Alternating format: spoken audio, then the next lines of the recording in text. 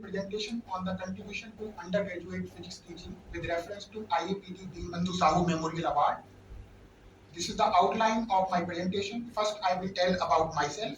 Then I will take a classroom session. Thereafter, I will tell about my academic and research work. And finally, the achievements. I am Prakash and serving as an assistant professor in Department of Physics, Aligarh Muslim University, Aligarh. Prior to joining AMU Aligarh, I have been assistant professor at Central University of Punjab, Bathinda. And before that, I have been inspired faculty at CSIR, National Physical Laboratory, New Delhi. And before that, I have been a postdoctoral research fellow in Department of Physics and Astronomy at San Francisco State University, USA. My research interests lie in liquid crystal-based optical devices, optical manipulation, nonlinear optics of colloidal suspensions, liquid crystal-based biosensors. This is my academic qualification. I did PhD from IIT Delhi in year 2010 on the topic effects of nanomaterials on the electro-optical properties of deformed helix ferroelectric liquid crystals and their applications. I secured 9.5 CGPA on 10-point scale in pre-PhD coursework. I did MSc in physics with specialization in condensed matter physics from Department of Physics, AMU Aligarh. I did BSc from PCM group from Dr. Bhimrao Ambedkar University, Agra. I was born in a middle-class farmer family and brought up in a small town of district Sambhal, that is Gawa, and I have been extrovert, curious, mature, and responsible since my school days, and I was good at studies and meritorious as I am the second topper in 12th class in my college. And I completed primary education from a government primary school and attended Hari Baba Janta Inter College from 6th onwards for secondary education. I loved physics and I got distinction in 12th class in physics. I was not clear about my career options, so I came to Aligarh to pursue BSc from DS College Aligarh, affiliated to Agra University. Then I thought to become a school teacher because I did not know about the NET and other examinations, and I got admission in MSc Physics and Department of Physics, AMU Aligarh. I was again in dilemma because I should go for this MPhil, PhD or MTech. So I temporarily got admitted in the MPhil program and prepared for NET, JRF, GATE and other examinations. And with the grace of God and my hard work, I cleared all the MSc level competitive examinations like CSIR, JRF, NET, UPSLET, JEST, GATE, DRDO, BARC, etc. Then again, I had one more dilemma. I should go for MTech or PhD because most of my classmates went for the MTech program. So I got admission in MTech Hydrology in IIT Roorkee. But I quit the course in between because I was interested to pursue my PhD in physics. So that was an exciting research career for me. With the grace of God, I completed my PhD within 4 years from IIT, and I worked on ferroelectric liquid crystal and optics. I published more than 20 papers during my PhD and 2 patents into my credit. I visited South Korea and Poland for attending the international conference during my PhD, and thereafter I got Inspire Faculty Award. Again, I had 2 options after PhD. I could go in PDF or I could get job in R&D or industry. So, but I was very much interested to join as a teacher. So I thought that I should go for the PDF. So I got a United States Air Force Office of Scientific Research Fellowship at San Francisco State University for the PDF. And then I was awarded as an Inspire Faculty Award. Other awards like Young Scientist Award under SERC scheme and other competitive examinations, as I mentioned already.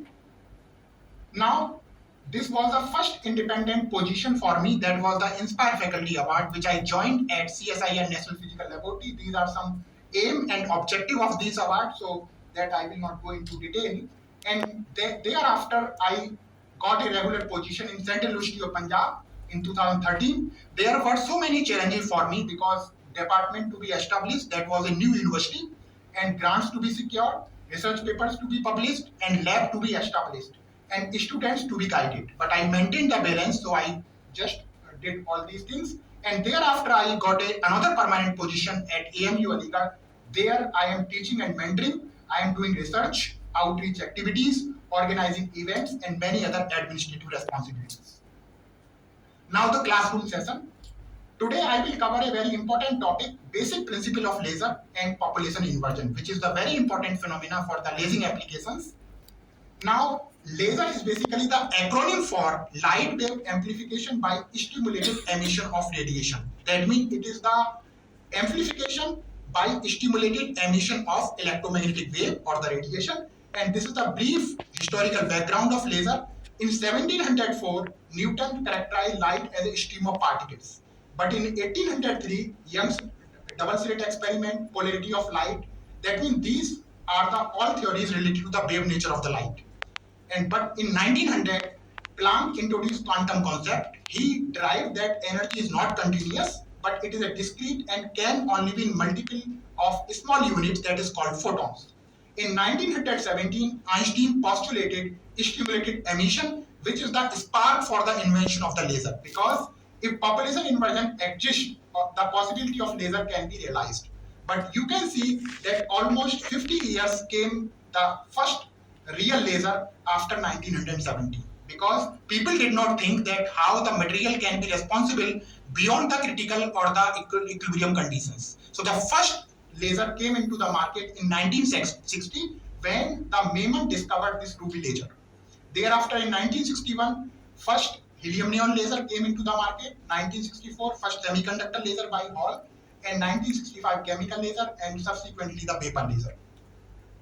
Now, what is the basic principle behind the laser? As I already mentioned that stimulated emission is the basic principle, but before that, let me tell you that how it is useful for the laser. Because you already know any material medium is composed of identical atoms or molecules, each of which is characterized by a set of discrete allowed energy levels. So an atom can move from one energy level to another energy level if it receives or releases an amount of energy equal to the energy difference between two levels. It is called quantum transition. Okay. Suppose a monochromatic radiation of frequency nu is incident on a medium, then the radiation may be viewed as a stream of photons. You can see E is equal to h nu, which is the energy of the photon. According to Einstein, there are three possibilities. One is called spontaneous absorption, second one is the spontaneous emission, and third one is the stimulated emission, which is the basic principle behind the laser. Now, what is absorption or stimulated absorption? An atom in a lower level absorbs a photon of frequency h nu and moves to an upper level, this one, as you can see that. And if you consider an atom which is initially in the lower state of energy E1, it can go to the higher excited state of energy E2 by absorbing a quantum of radiation of frequency nu. That is, nu is equal to E2 minus E1 upon h. And the rate of stimulated absorption depends on both intensity of the external field and number of atoms in the lower energy state. Now, spontaneous emission. An atom in an upper level can decay spontaneously to the lower level with the emission of a photon if the transition between E2 and E1 is radiative. Again, this photon has a random direction and phase. That is why it is not responsible for the laser, because this photon is random direction and random phase. The rate of spontaneous emission is proportional to the number of atoms in the upper energy state. Now, the stimulated emission. An incident photon causes an upper level atom to decay by emitting a stimulated photon whose properties are identical to those of the incident photon. This is the major difference between stimulated emission and spontaneous emission. In spontaneous emission, the photon emitted was on in the phase, but in this case, it is in phase with the emitted photon and the incident photon. So the term stimulated means the fact that this kind of radiation only occurs when you have an incident radiation is present. Without radiation, you cannot get the stimulated emission, and the amplification arises due to the similarity between the incident and emitted photon. Because two photons are in phase, they have the same state of polarization, so they will be amplifying the signal, and that is the key of the laser.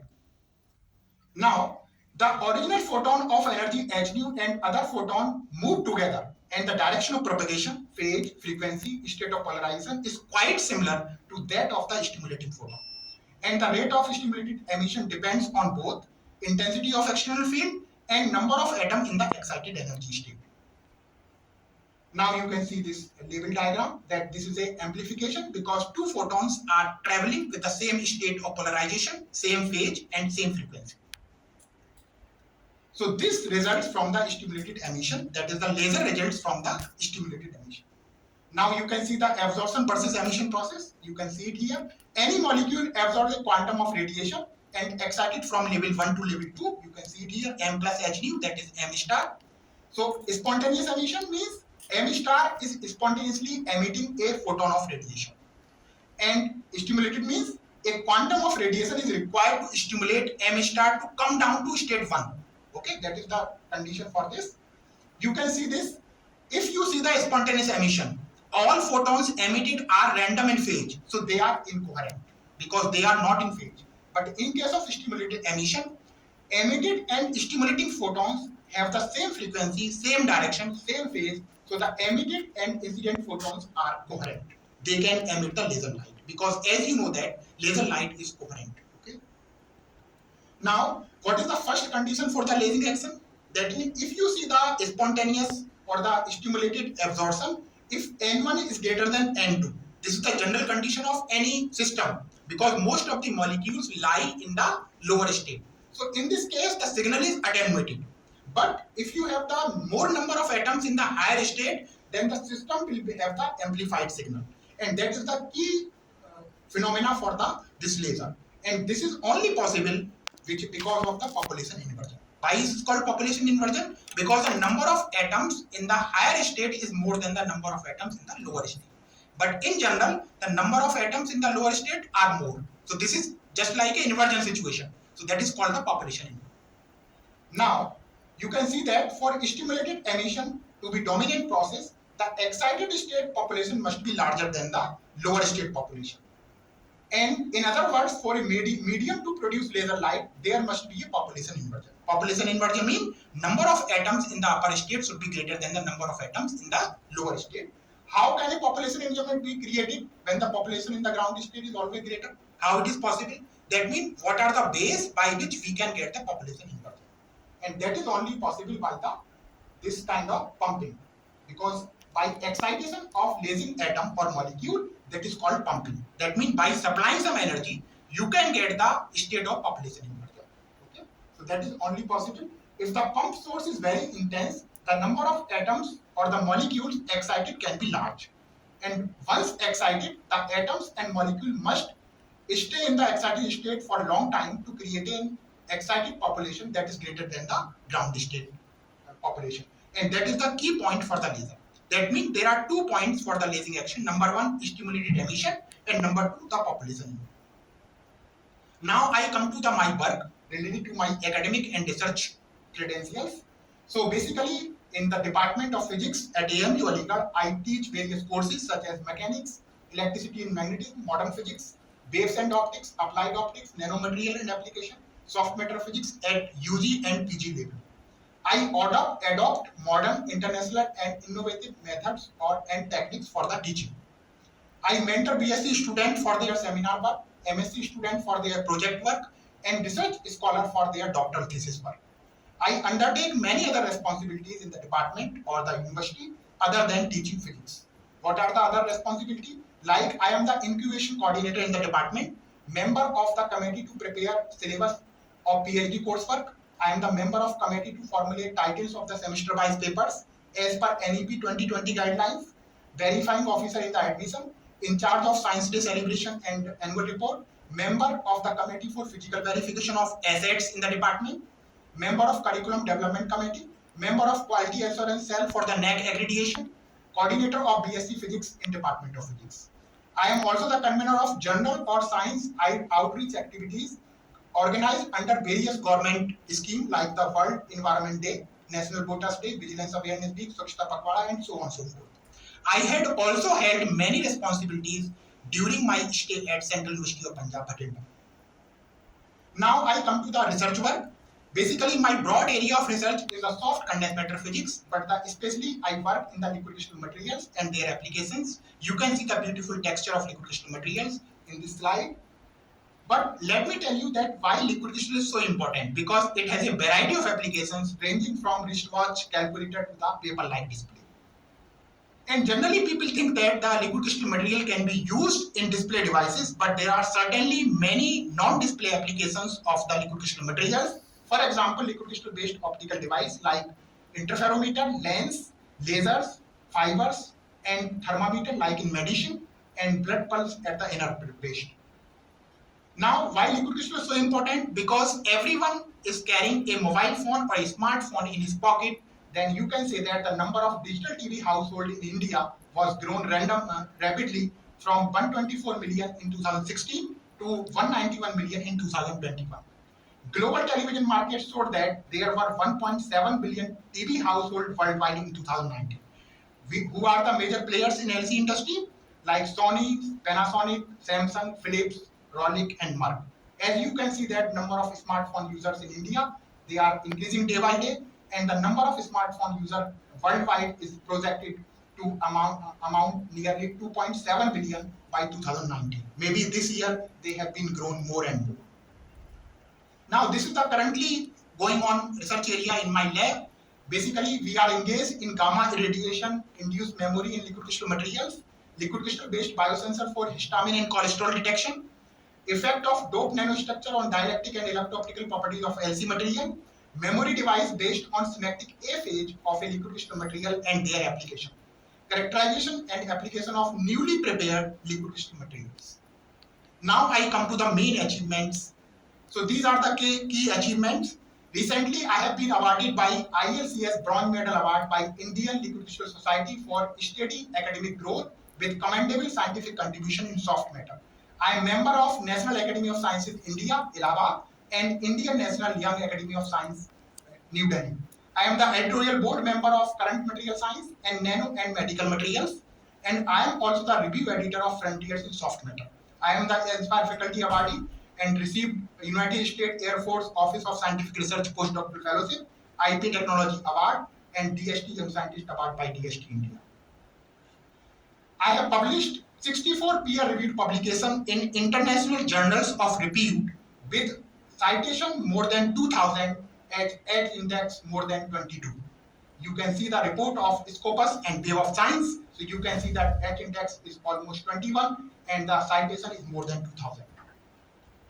I have 4 patents into my credit, 1 US patent granted and 3 Indian patents, in which 1 is already granted and 2 are filed, which you can see the detail. I have 77 conference papers or presentations. I guided 5 PhD students, out of which 1 awarded PhD, 4 PhD are going on, 3 MPhil students, 18 MSc project students, and 18 BSc seminar. And I have published 2 book chapters in good reputed publications like Elsewhere and Taylor and Francis. These are some membership of scientific bodies or academic bodies. I am the member of, as I mentioned already, Indian National Young Academy of Science, National Academy of Sciences India, Society for Information Display, International Association of Advanced Materials, Optical Society of America. I am the lifetime member of Indian Liquid Crystal Society and International Liquid Crystal Society. Recently, I have become the member of American Chemical Society and Royal Society of Chemistry, London. I am the continuous reviewer of various journals of international reputes like from Elsewhere, Taylor Francis, and Cell Press, Springer Nature, Royal Society of Chemistry, American Institute of Physics, American Chemical Society, and so on and so forth. And these are some scholastic achievements which I already mentioned, qualified all the competitive examination of MSc level at different years. And these are the list of projects. Recently, I am the co-PI of Study project to organize training programs for faculty members, research scholars, scientists of college or university, funded by Department of Science and Technology of the worth 1.15 crore. And I am also implementing other projects from various funding agencies like DST, CSIR, UPCST, and so on. These are some other achievements. I am the author of 1 white paper published recently in Current Science Journal on a very pertinent topic that is called Career Challenges for Young Independent Researcher in India. I am also the author of various popular science articles published in Physics Bulletin, published by Department of Physics, AMU Aligarh. And I also attended and organized several science or public outreach activities under my membership of INIAS and NASA. Thank you so much.